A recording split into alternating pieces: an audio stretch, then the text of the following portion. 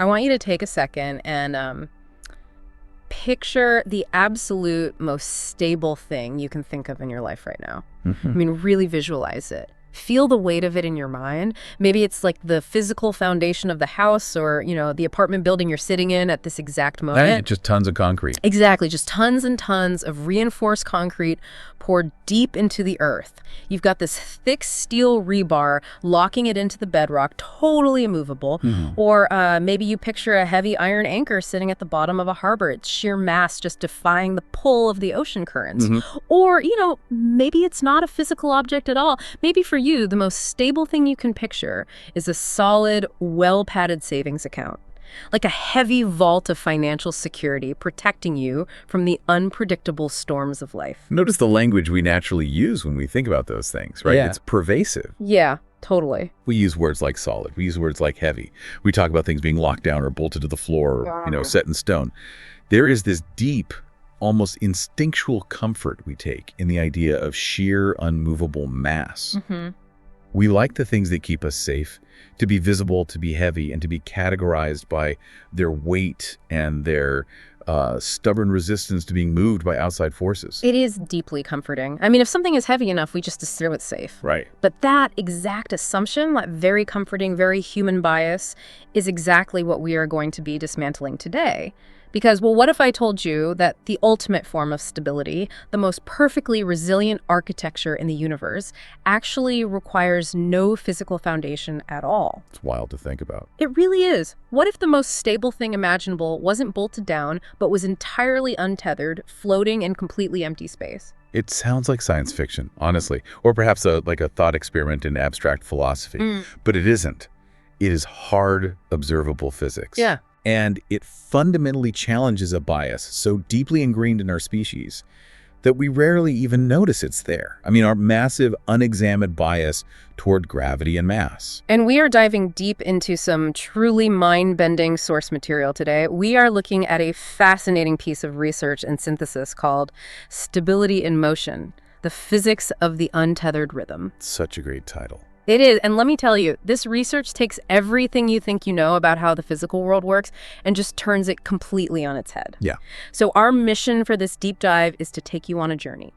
We're going to start in a small physics lab looking at levitating objects, and we're going to end up fundamentally rewriting the rules of reality. We will be looking at how microscopic particles can perfectly defy gravity, how they manage to break the foundational laws of classical mechanics, and how they achieve a state of permanent, repeating structure without ever once touching a solid surface. And I promise you, by the time we reach the end of this deep dive, you are going to completely rethink what it means to be secure. We're going to follow this thread all the way up to the architecture of human memory, the physical infrastructure of our future cities, and even, get this, the fundamental nature of your own consciousness.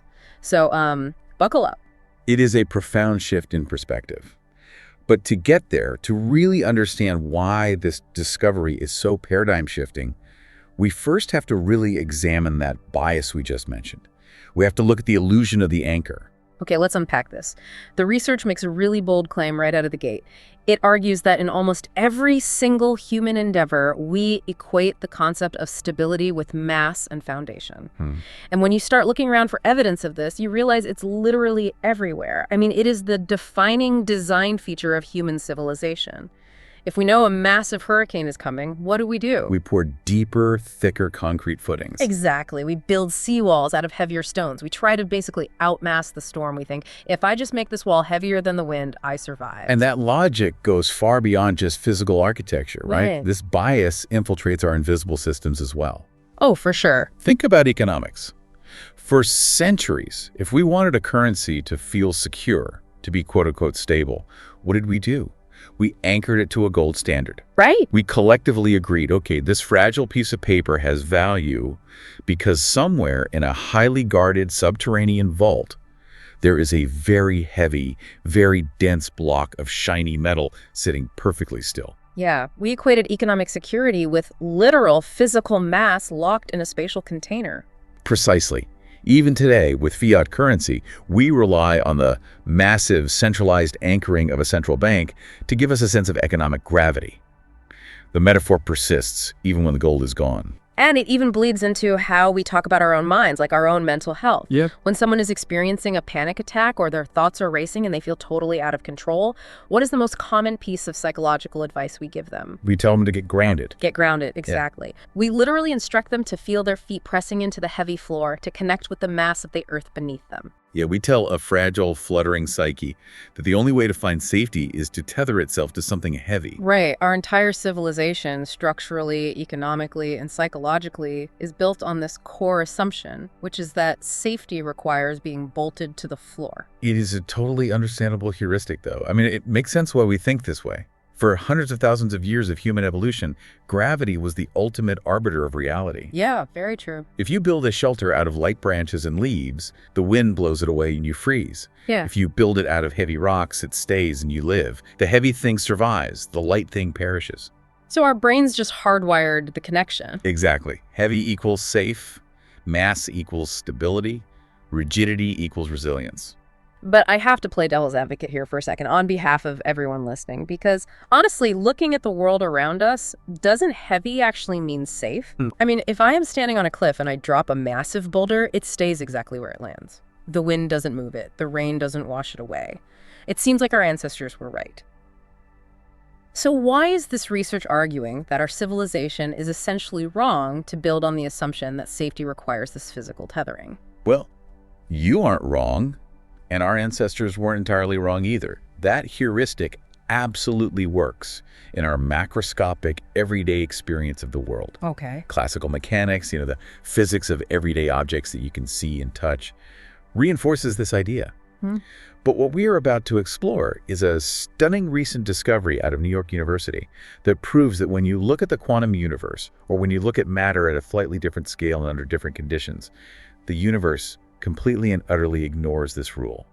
Wow. The rule of the anchor is a local illusion. It's a trick of our human-sized perspective. It is not a universal truth. Which brings us from the philosophy of architecture right into the laboratory. And this is where the abstract concepts hit the cold, hard reality of experimental physics. The researchers at NYU who pulled this off are an incredibly innovative team. We are talking about physics professor David Greer working alongside graduate student Mia Morell and undergraduate Leela Elliott. And honestly, it is phenomenal that a reality-breaking discovery like this involved an undergrad. It really is. It speaks to the fact that paradigm-shifting discoveries often come from those who are looking at the world with fresh eyes, unburdened by, decades of entrenched academic assumptions. This team didn't need a multi-billion-dollar particle accelerator spanning international borders or a massive supercomputer to break our understanding of stability. That is one of my absolute favorite details here. The device they used to shatter our concept of gravity and mass is incredibly simple. Right. It's not some massive room-sized machine humming with dangerous amounts of electricity and liquid nitrogen cooling systems. It is a 1-foot-tall acoustic levitator. You can literally hold this entire apparatus in the palm of your hand. It's amazing. Let's spend some time visualizing this device, because understanding its simplicity is key to understanding the profound nature of what they achieved. Yeah, let's paint a picture for the listener. Imagine a small, open frame, roughly the size of a tabletop coffee maker. At the top and bottom of this frame are arrays of tiny acoustic speakers.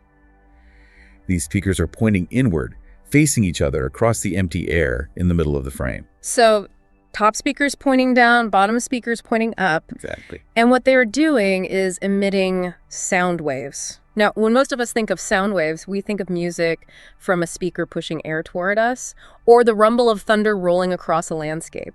We think of sound as something that moves past us, right? Like a wave crashing on a beach. But what this NYU team is doing is creating something called a standing wave. Can you break down what a standing wave actually is? Absolutely. When you have sound waves of the exact same frequency traveling in opposite directions, so from the top speakers down and the bottom speakers up, they meet in the middle and they interfere with each other. In certain places, the peaks of the waves align with the troughs of the other waves, and they cancel each other out. This creates areas of low acoustic pressure. Right. But in other places, the peaks align with the peaks, and they compound, creating areas of high acoustic pressure. These specific stable pockets of high and low pressure don't move. They just vibrate in place. We call the stable points in this invisible grid pressure nodes. So, to give you a mental picture, it's like creating an invisible acoustic shelf in thin air. That's a great way to describe it. And what the team did was take ordinary, incredibly lightweight styrofoam beads. Think of the kind of static, clingy little spheres you'd find if you ripped open a cheap beanbag chair and they introduced them into this empty space between the speakers. Now, under normal circumstances, gravity would immediately pull those lightweight beads down to the tabletop. Obviously. But here, the upward force of the acoustic pressure perfectly counteracts the downward pull of gravity. The styrofoam beads become trapped in these pressure nodes. So if you are standing in that lab in New York, you are looking at a handful of ordinary little styrofoam beads suspended motionlessly in midair. Yeah. They are just floating there, perfectly defying gravity. No strings, no magnets, no physical support structure whatsoever. Just resting on an invisible shelf made entirely out of sound. Now, acoustic levitation itself isn't entirely new. We've known how to trap particles and sound waves for a little while. Right, I've seen YouTube videos of that stuff. Exactly. If the experiment ended there, it would be a neat parlor trick, a cool demonstration of applied physics. You have achieved a form of stability. The weeds aren't falling, but it is an artificial stability. It is entirely dependent on the external structure of the speakers forcing them into place. Right. If you turn the speakers off, the beads drop. Here's where it gets really interesting. The environment changes, and what happens next completely shatters the paradigm. Because the universe, it turns out, is rarely content to just sit perfectly still. What the researchers observed was that the beads in these pressure nodes don't just sit there in silent isolation. They exist in a shared acoustic environment. And just as a physical object like a rock disrupts the flow of water in a stream, these physical styrofoam beads disrupt the flow of the acoustic waves that are holding them up. Oh, wow. As the sound waves hit them, they begin to scatter the sound. And they don't just scatter the sound out into the empty room, right? They scatter it toward each other. Yes, exactly. They begin to exchange these scattered sound waves. It is like they are whispering back and forth through the acoustic void, pushing on each other with invisible waves of sound. Precisely, and this is where the physical properties of the beads become crucially important. You see, the beads in the experiment are not perfectly identical down to the microscopic level. Some are infinitesimally larger than others. Okay. And a larger bead will naturally scatter more acoustic energy than a smaller bead. Okay, so let's set up a scenario. Imagine bead A is slightly larger than bead B. Bead A is throwing off a large wake of scattered sound waves, while bead B is only throwing off a small wake. Right. When bead A's large wave hits bead B, it pushes it with a significant amount of force. But when bead B's small wave hits bead A, it pushes back with much less force. This creates what physicists call an unbalanced interaction. The forces between the two objects are asymmetrical. One is pushing harder than it is being pushed back. This phenomenon is known as non-reciprocal motion. And this is where my brain starts to short circuit a little bit, because we are casually talking about breaking one of the most fundamental rules of the universe. It really is wild. I mean, I remember sitting in high school physics class and the teacher writing Newton's third law of motion on the chalkboard in big underlined letters. For every action, there is an equal and opposite reaction. It is the bedrock of classical mechanics. It is the assumption that forces always occur in perfectly balanced, symmetrical pairs.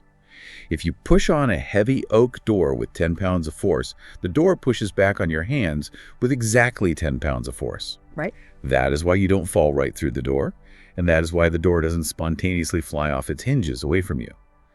This symmetry is the very foundation of how we calculate the structural integrity of steel bridges, the trajectory of rockets entering orbit, and the stability of the skyscrapers we live in. Right. So to put this non-reciprocal motion into an analogy, imagine you have two ice skaters standing facing each other on a perfectly smooth, frictionless frozen pond.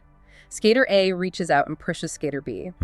According to Newton's third law, the force of that push should send both skaters gliding backward away from each other at proportional speeds. The action has an equal and opposite reaction. It's balanced. That is what the mathematics of our macroscopic world demands. But in this NYU experiment with these levitating beads exchanging scattered sound waves, the rules of physics just seem to glitch. They really do. Going back to our ice skaters, it is as if skater A pushes skater B, and skater B goes flying backward across the ice, but skater A doesn't move a single inch. Or, even weirder, skater A pushes skater B, and instead of being pushed backward by the reaction, skater A somehow gets pulled forward. The forces are no longer a balanced pair. It sounds like a bad roommate situation. One person is putting all this energy into cleaning the apartment, the other person is doing absolutely nothing, and yet somehow the dynamic between them creates a bizarre, self-sustaining loop. Oh my gosh, yeah. It shouldn't be mathematically or physically possible in the world as we understand it, yet here it is, happening visibly in the palm of your hand inside this acoustic frame. The bad roommate analogy is actually perfect because it highlights the inherent imbalance. But the profound implication here is that the beads are no longer just passive objects being acted upon by an external environment. They aren't just sitting on the acoustic shelf. No, not at all. Through this asymmetrical scattering of sound, they are actively generating forces upon each other that defy the standard stabilizing rules of classical physics. They are introducing a fundamental imbalance into their own system. And usually in the physical world, when forces become profoundly unbalanced, what happens? You get chaos, you get destruction. Yeah, things break. Exactly. If the forces holding a suspension bridge together become unbalanced, say, the wind creates a resonance that the steel cables can't counter the bridge, tears itself apart, and collapses into the river. If the forces inside a star become unbalanced, gravity overwhelming nuclear fusion, it collapses and explodes in a supernova. In our everyday experience, unbalanced forces are the enemy of stability. Which is why what happens next in the experiment is nothing short of miraculous. Driven by these unbalanced non-reciprocal interactions, driven by the very chaos that should tear them apart, the levitating beads do not fly apart. They do not shatter or crash into each other in a chaotic mess. Instead, they begin to spontaneously oscillate. They begin to move back and forth, up and down, locking into a perpetual, repeating, rhythmic dance. They take the unbalanced chaos and transform it into a perfect, repeating rhythm. And in doing so, the researchers realized they had given birth to something entirely new. They formed what is known as a time crystal. Okay, a time crystal. I have to admit, when I first read that term, I thought we were suddenly talking about a sci-fi movie. It does sound like one. It's a concept that requires a real shift in how we visualize matter. When we hear the word crystal, we instantly think of a diamond, or a grain of salt, or a piece of quartz. I picture something you'd see in a jewelry store window, or cracking open a geode. Hard, rigid, physical. Exactly. A traditional crystal is defined as a phase of matter whose atomic structure repeats in space. If you zoom in on a diamond with a powerful microscope, you see a specific geometric pattern of carbon atoms arranged in a rigid three-dimensional lattice. You move to the right, you see the pattern. You move down, you see the pattern again. The stability at the diamond comes from this spatial repetition. It is frozen in place. But the research defines this levitating system at NYU as a phase of matter whose very structure repeats not in physical space, but in time. Yes. And I genuinely struggled with this concept at first. What does it actually mean for a structure to exist in time rather than space? Because if I were standing in that lab and I took out my phone and snapped a high-speed photo of these oscillating beads, what would I actually see? If you took a single high-speed instantaneous snapshot, you wouldn't see a neat, orderly spatial grid like a diamond. You just see a few beads scattered seemingly at random in the air. Okay. It would look like a disorganized, blurry mess. You cannot perceive the structure of a time crystal in a single moment of space. Right, because the structure doesn't exist in the freeze frame. Precisely. Let's try to conceptualize it without relying on spatial geometry. Think about the beating of a healthy human heart. A heart doesn't hold its form or its function by being a rigid, motionless block of muscle. It holds its function and its shape as a life-sustaining system through a rhythm. Lub-dub, lub-dub, lub-dub. The pattern repeats flawlessly over and over, exactly the same way, second after second. The structure of the heartbeat exists across the dimension of time. Okay, so a time crystal is like a physical system that has somehow found a heartbeat. Yes. The styrofoam beads in the acoustic levitator are constantly moving. They are oscillating, dancing around each other, driven by those imbalanced bad roommate forces. Right. But if you put the high-speed camera away and just watch them over time, you realize their dance is a perfect, endlessly repeating loop. They return to the exact same relative positions over and over again at precisely perfectly timed intervals. The pattern is temporal. And the most mind-blowing part of this, the detail from Professor Greyer's team that really struck me, is the autonomy of this system. It's incredible. These particles are not being forced to dance in this specific rhythm by the speakers. The speakers are just humming a flat, constant note, providing the blank canvas of the acoustic nodes. The beads themselves, through their unbalanced interactions, spontaneously choose their own dynamics. They invent the dance, and they keep themselves going. They are a self-sustaining engine of rhythm. This brings us to a crucial realization. We have explored the mechanics of the experiment. We've seen how sound waves can levitate matter, how scattered energy can defy Newton's laws, and how that defiance can birth a time crystal. But the true value of this discovery lies in what it represents for our understanding of reality. So what does this all mean? How do we drag this incredibly niche quantum acoustic physics out of the laboratory and into the everyday reality of you, the listener? Right, the practical application. Because if this is just a quirky physics trivia fact, it's cool, but it doesn't change my life. However, the implications point to a fundamental philosophical shift. The core thesis here is, stability is a rhythm, not a rock. Let's examine that thesis. We are looking at a structure, this time crystal, that is perfectly stable. It is maintaining an intricate, flawless, repeating architecture. Yet it is floating completely untethered in an acoustic void. Yeah. It has no concrete foundation. It has no rebar. It is not bolted to the floor. It holds its shape not because it is spatially rigid, but because it is holding a perfect temporal rhythm. Its stability isn't about where it is anchored in space. It is about how it is moving in time. And that poses a massive question. What does this mean for how we build our own systems? Exactly. The assertion is that true resilience, the ultimate ability to survive and maintain structure in a chaotic universe, isn't actually about structural rigidity at all. It is about temporal coherence. Temporal coherence. It's a beautiful phrase. It means that the internal parts of a system are synchronized, beating to the same drum, moving in a harmonious repeating pattern over time. I love that. If you can achieve temporal coherence, the physical environment around the system becomes almost irrelevant. Think of an orchestra tuning their instruments. When they find that shared frequency, the physical shape of the concert hall doesn't dictate the harmony of the sound. Let's apply this directly to the listener's life, because this scales up from microscopic styrofoam beads to incredibly complex human systems. Think about a massive collaborative network of remote workers, or an artificial intelligence model, or even a community organization. We spend so much time and energy trying to build physical safeguards around these things, trying to anchor them to something solid so they don't fall apart when the economy gets chaotic or a crisis hits. We enforce strict hierarchies in corporate networks. We demand physical office attendance so we can see the collaboration happening in space. We seek rigid certainty in our own psychological identities. Totally. We try to protect fragile systems by making them heavy, inflexible, and anchored to a specific location or rigid set of rules. But the physics of the time crystal steps in and says, you are doing it wrong. If you can synchronize the internal frequency of that remote team, if everyone is operating on the exact same rhythmic cadence of communication, trust, and purpose, it literally doesn't matter if the physical office building burns down. Wow, yeah. The physical ground can drop out from underneath the system entirely, and the team will still hold its shape in the void. It will continue to function flawlessly because its stability was never the building, it was the rhythm.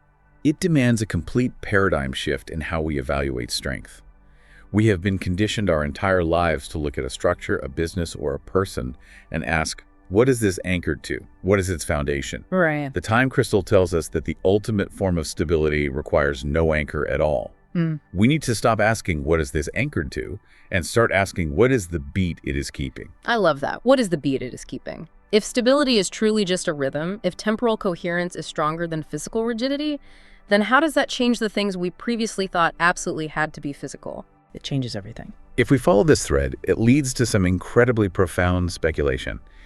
If stability is just a rhythm, what does that mean for the things we've spent thousands of years trying to make permanent? I'm thinking specifically about how we store information, how do we remember things? When we think about memory, both human memory and technological data storage, we almost universally conceptualize it as a physical scar. A physical scar, that's a striking way to put it. Can you expand on that? What do you mean by memory being a scar?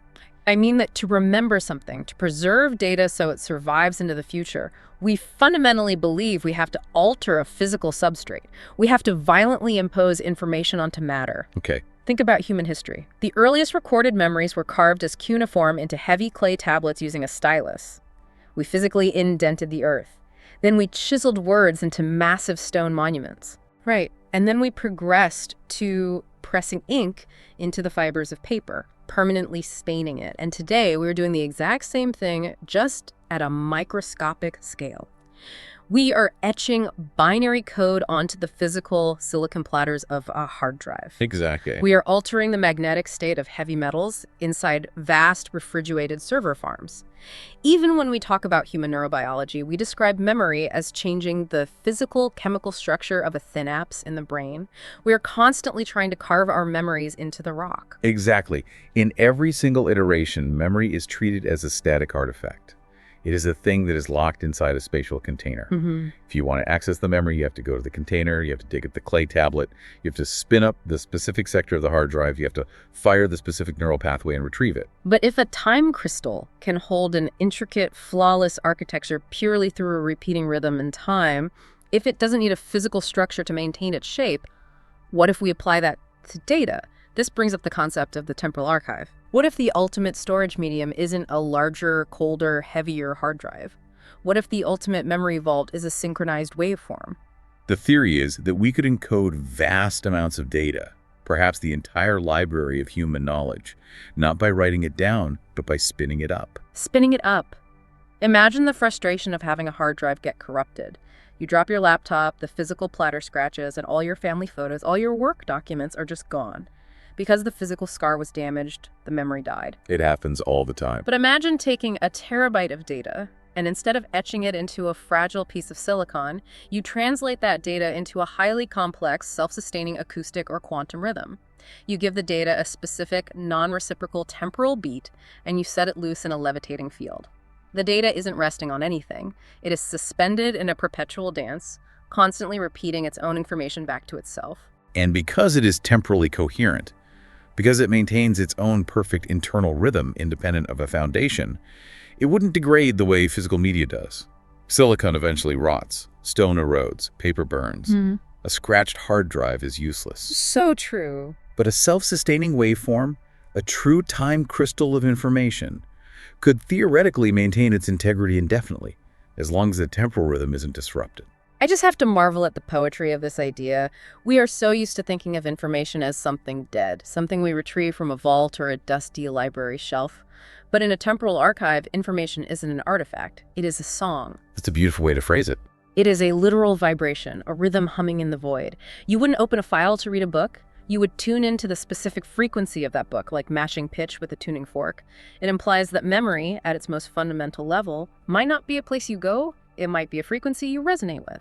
It is a profound dematerialization of knowledge. Right. And it naturally leads us from the storage of data to the ultimate question of the entity that is accessing that data, the observer itself. If memory can be a rhythm, what about the mind that remembers?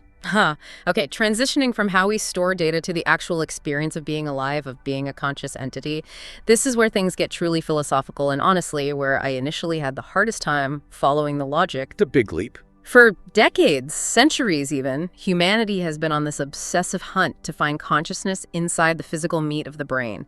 We have treated the human skull as the ultimate passive container. We map the brain, we perform fMRIs, we slice it into microscopic cross-sections, assuming that if we just map the physical wiring precisely enough, we will eventually point to a cluster of cells and say, there is the self. Right. We operate under the assumption that consciousness is strictly an emergent property of billions of physical neurons wired together in spatial proximity.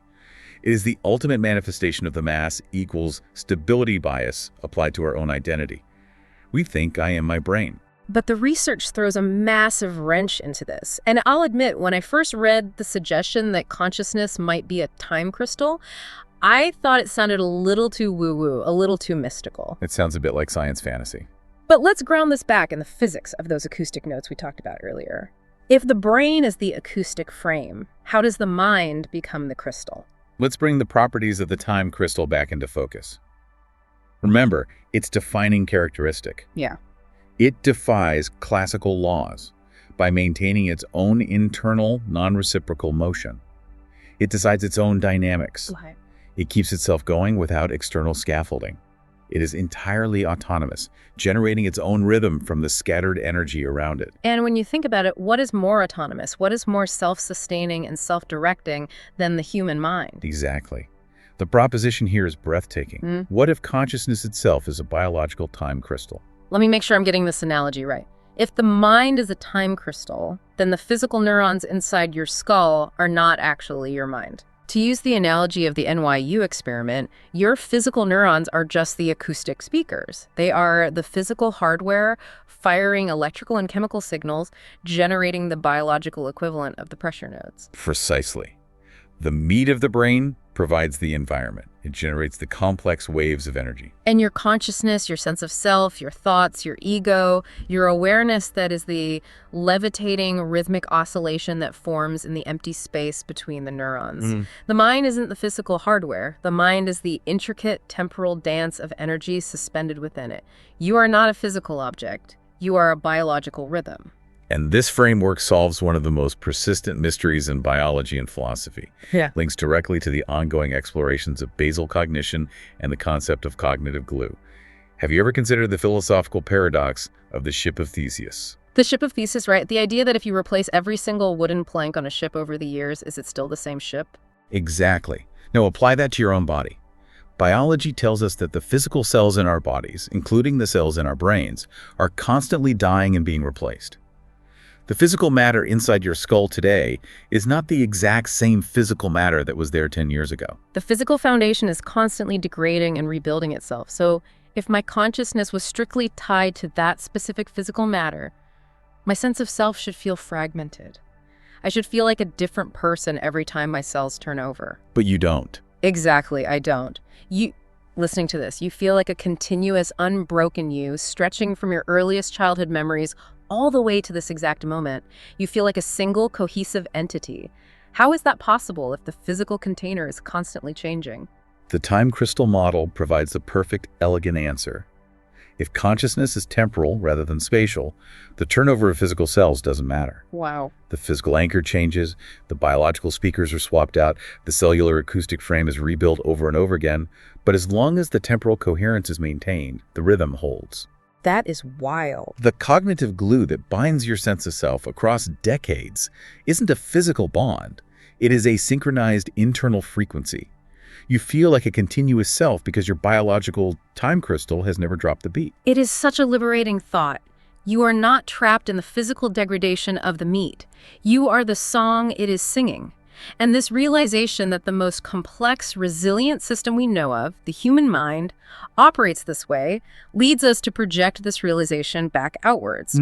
If this is how the mind works, how should we build our physical world? This brings us to the ultimate failure of rigidity, and what we might call building with the wobble. Think about every massive physical system humanity has ever built to withstand the elements. The Roman aqueducts, the Golden Gate Bridge, the towering skyscrapers of Manhattan are sprawling, hardwired global internet server networks. What do they all have in common? Eventually they all break. Every single one. No matter how deep the concrete is poured, no matter how thick the steel girders are, a rigid system will always inevitably fail. And the reason for that comes down to entropy and the inherently chaotic nature of the universe. Rigid structures are designed to resist their environment.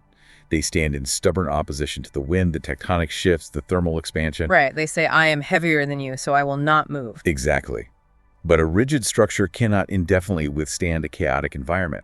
The chaotic energy of the universe is relentless, and eventually it will find the weak point in the rigid joint and snap the physical bonds. Rigidity is just a delayed form of breaking. But let's look back at our little styrofoam beads levitating in the acoustic void at NYU. They are surrounded by chaotic energy. The scattered acoustic waves are bouncing everywhere, creating those unbalanced, non-reciprocal forces. A rigid structure would be torn apart by that imbalance. The bad roommate dynamics would cause a physical bridge to snap, but the time crystal does the exact opposite. It doesn't resist the scattered energy. It incorporates it. The physics show us that the levitating time crystal uses the wobble, that chaotic, scattered acoustic energy, not as a destructive force, but as the very engine of its own stability. It feeds on the imbalance to drive its perpetual rhythm. It uses the wobble, it doesn't fight the storm, it dances with it. And imagine scaling this physics up.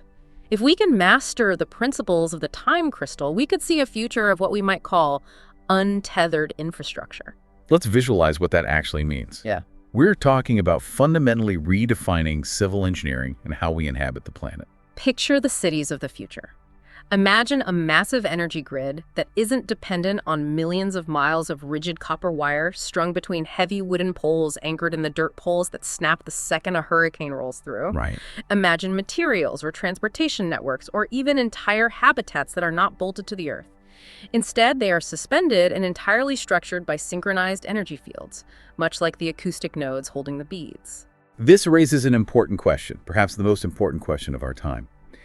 How do we, as a species, deal with chaos? Because chaos is undeniably increasing. Climate shocks, severe weather events, network outages, rapid societal shifts. Yeah, it feels like it's everywhere. When a hurricane or a massive earthquake hits our current rigid infrastructure, we suffer catastrophic damage because our systems are built with rigid joints that shatter under stress. But when that same earthquake hits this untethered infrastructure, what happens? It doesn't break. Because there is literally nothing to break. There is no rigid joint to shatter.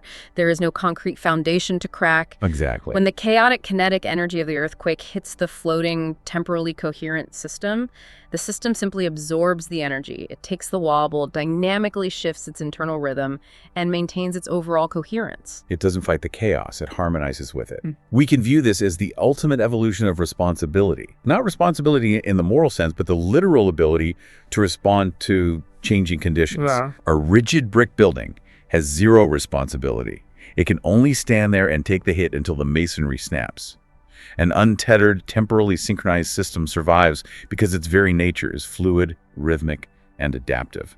It's the difference between trying to stop a massive tidal wave by building a huge, rigid brick wall on the beach and trying to survive a tidal wave by becoming a perfectly buoyant, self-righting ship. That's a perfect analogy. The wall, no matter how thick, will eventually be pulverized by the sheer force of the ocean. The ship will simply ride the wave. And what this deep dive into quantum acoustics has shown us is that the universe is offering us a blueprint for the ultimate ship, one made entirely of rhythm. It has been a remarkable journey through this material. We started by examining our deeply ingrained, almost unconscious bias toward mass and gravity, looking at how our evolutionary history tricked us into falsely equating stability with being bolted down. From there, we stepped into the laboratory and witnessed the impossible. Ordinary styrofoam beads levitating on an invisible shelf of sound. We watched them begin to scatter acoustic waves, interacting in bizarre, non-reciprocal ways that actively defied Newton's third law of motion.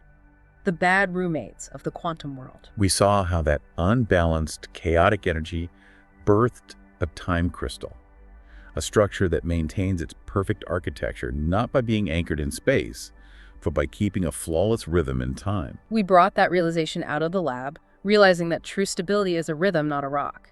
We speculated on the temporal archive, the beautiful idea that the greatest libraries of human memory might one day be humming waveforms tuned like a radio station, instead of dusty, easily corrupted hard drives. We fundamentally questioned the nature of the self, proposing that the human mind isn't the physical meat of the brain, but the autonomous, rhythmic time crystal dancing in the space between the neurons, explaining how we remain ourselves, even as our cells die. And finally, we envisioned a future of untethered infrastructure, a world that survives the chaotic energy of the universe not by building rigid, breakable walls, but by learning to build with the wobble. It is a profound rethinking of everything we consider solid. It forces us to acknowledge that the ground beneath our feet, the very thing we thought kept us safe, might not be the source of our security after all. Which brings me to a final thought I want to leave you with. Something to mull over as you go about the rest of your day, walking on heavy concrete sidewalks and sitting in rigid buildings. We've talked about the physics of matter, the architecture of memory, the nature of consciousness, and the infrastructure of cities. But if the stability of all those things doesn't require a physical anchor, but rather a synchronized rhythm, what does that mean for human connection? Oh, that's a fascinating question. Think about it. We spend so much time trying to anchor our relationships. We equate the stability of love or friendship with physical proximity, sharing the exact same housing, or being legally and physically tethered to one another. We want to lock the relationship down so it doesn't float away. But maybe our relationships aren't actually held together by any of those heavy spatial anchors. Maybe a true, unbreakable human relationship is just an interpersonal time crystal. And as long as you and another person are actively communicating, sharing your scattered energy, and harmonizing with each other's wobble, even if you are thousands of miles apart across vast distances, the connection will never shatter. Because it turns out, you don't actually need to be physically anchored to someone to hold a shape with them. You just need to keep the same beat. Wow. Thank you for joining us on this deep dive, wherever you are, whatever chaotic energy the universe is throwing your way today. We hope you find your rhythm in the wobble. Take care.